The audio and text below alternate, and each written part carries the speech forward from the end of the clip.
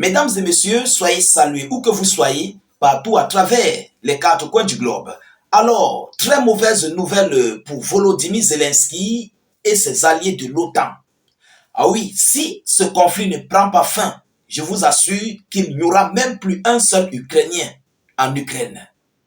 Je vous le dis sincèrement, parce que ce que la Russie vient de faire, ce que la Russie vient d'envoyer à l'Ukraine, chers dames, chers messieurs, l'heure est grave.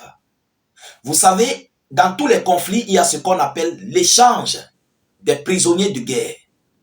Et en même temps, il y a l'échange des caisses tricolores. Donc ceux-là qui sont déjà allés au repos éternel, on les a mis dans des frigos, mais on fait l'échange de leur repos éternel. Mais le chiffre que la Russie a envoyé à l'Ukraine, par rapport à ce que l'Ukraine a envoyé à la Russie, cet échange s'est situé du côté de Gomel, à la frontière entre la Biélorussie et l'Ukraine.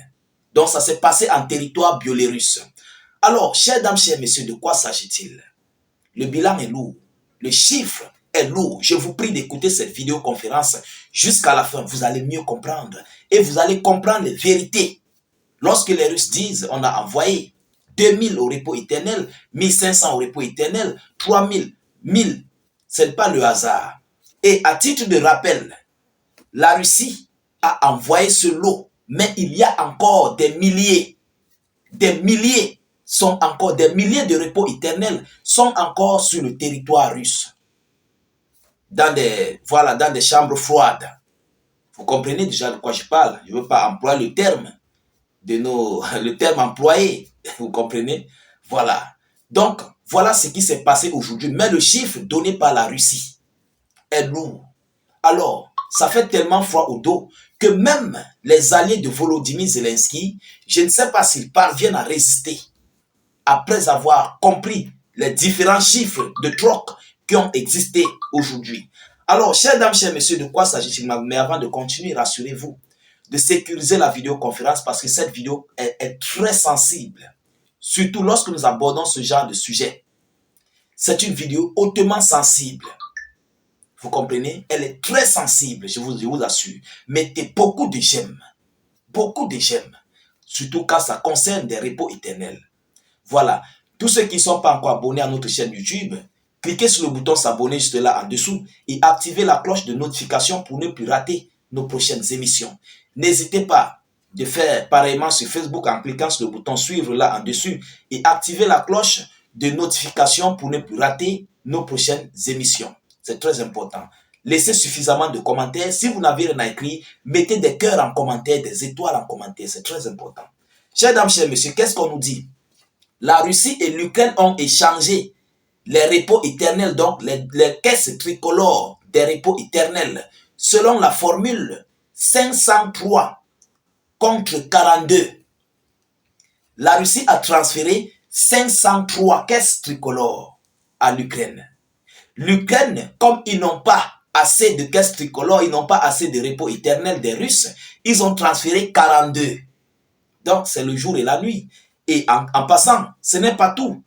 La Russie a transféré 503 parce qu'elle en a assez. Elle en a en abondance. Il y a beaucoup de repos éternels du côté russe qui sont gardés. Vous comprenez? Donc, les repos éternels des Ukrainiens sont en abondance du côté de la Russie. C'est pourquoi la Russie, au lieu de transférer 42 sur 42, les Russes n'ont pas fait ça. Ils ont transféré 503. Eux, ils ont pris leur repos éternel qui est 42. J'espère que vous avez compris. Voilà. Mettez suffisamment de j'aime. Mettez beaucoup de j'aime. C'est très, très important. Alors, c'est ce qu'a annoncé le député à la Douma d'État, membre du Conseil présidentiel pour le développement de la société civile et le droit de l'homme, Smailsai Saraliev, c'est comme ça qu'il s'appelle. Alors, le quartier général ukrainien de coordination pour le traitement des prisonniers de G ont précisé que 403 caisses tricolores avaient été restituées dans la République populaire de Donetsk, 12 caisses tricolores à Lugansk, 57 repos éternel dans la région de Zaporizhzhia, selon les informations officielles.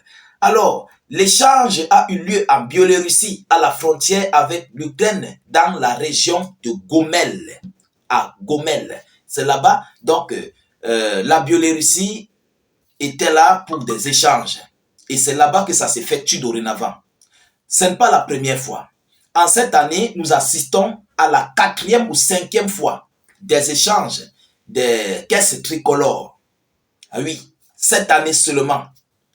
Mais on a souvent assisté à 600. Le premier lot même d'ailleurs, c'était 600 repos éternels lorsque le conflit venait de débuter.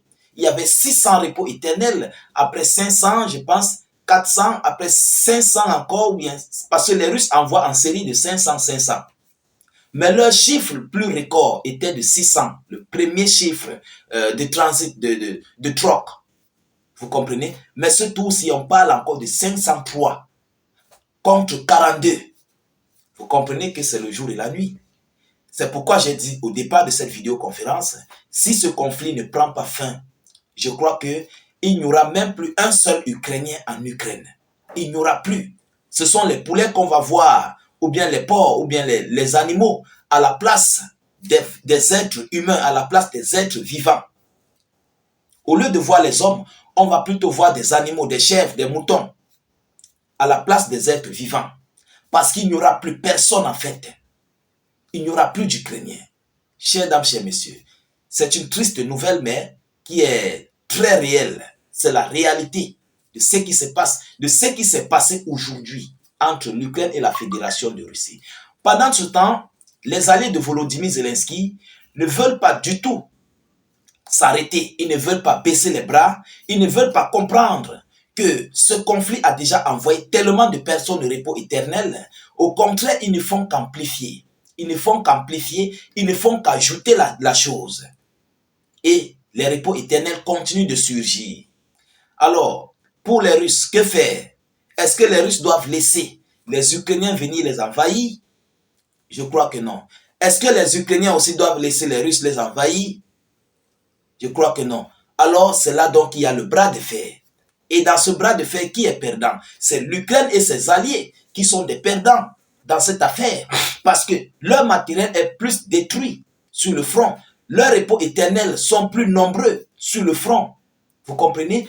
Ils ne sont pas aguerris. Ils n'ont pas en fait du matériel adéquat pour faire face aux Russes. Et ils sont en train de subir. Ce sont eux qui manquent de personnel. Ils manquent d'argent, de financement. Ils manquent du matériel militaire pour faire face à la Fédération de Russie. Mais ce sont eux qui veulent faire la G contre la Russie, qui a une technologie avancée. Chers dames, chers messieurs, mais comment allons-nous décrire ça? Comment allons-nous dire la vérité à Volodymyr Zelensky pour qu'il puisse comprendre qu'il faut arrêter complètement ce conflit? Il faut aller sur la table de négociation comme le monde entier l'a toujours voulu. Voilà les négociations. Zelensky rejette. Il ne veut pas. Il veut seulement entrer dans l'OTAN. Quelque chose que les Américains, même Joe Biden, a rejeté. Ses alliés de l'Union européenne ne sont pas d'accord parce qu'il y a des lois à respecter. Chers dames, chers messieurs, c'est une triste réalité pour Volodymyr Zelensky, mais il faut que nous vous annoncions cette information, cette actualité.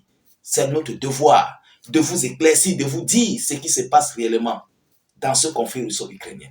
Alors, de votre côté, continuez de partager la vidéoconférence. Surtout, mettez suffisamment de j'aime et suffisamment de commentaires. Même si vous n'avez rien à écrire, mettez tout simplement salut état d'urgence en commentaire ou encore vive la paix dans le monde. C'est très important de le faire. Et surtout, merci à tous ceux-là qui participent dans les interactions. Alors, je vous reviens tout à l'heure, mais avant tout, rassurez-vous s'il vous plaît de vous abonner à notre chaîne YouTube. Le lien est, le bouton s'abonner est juste là. Cliquez sur le bouton s'abonner et retrouvez-nous sur notre chaîne YouTube. Sur Facebook, cliquez là sur suivre en bleu. C'est écrit là suivre en bleu. Cliquez là-dessus et vous activez automatiquement les cloches de notification pour ne plus rater nos prochaines émissions. Dès lors que nous allons publier, vous serez immédiatement alerté et notifié à l'heure et à la seconde. S'il vous plaît, faites-le, c'est très important.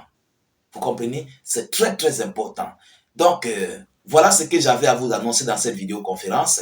Je vous reviens tout à l'heure pour une prochaine série d'actualités. Soyez encore salués une fois de plus. Ciao, ciao.